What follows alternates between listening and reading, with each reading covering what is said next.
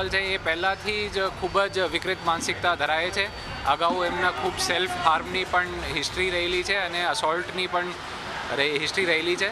તેમને રિકન્સ્ટ્રક્શન દરમિયાન આપણા તીક્ષ્ણ કાચના ટુકડા સાથે ભરતભાઈ રાઠોડ અમારા હેડ કોન્સ્ટેબલ ક્રાઇમ બ્રાન્ચના છે એમને ઉપર હુમલો કર્યો અને સાથે પીઆઈ સાથે ઝપાઝપી થતી હતી. તે દરમિયાન એમના સેલ્ફ ડિફેન્સમાં જ્યારે પીઆઈ વેપન કાઢતા હતા ઝપાઝપી દરમિયાન એમના પગમાં ગોળી વાગી હતી. અત્યારે એમને સારવાર હેઠળ ખસેડ્યા છે.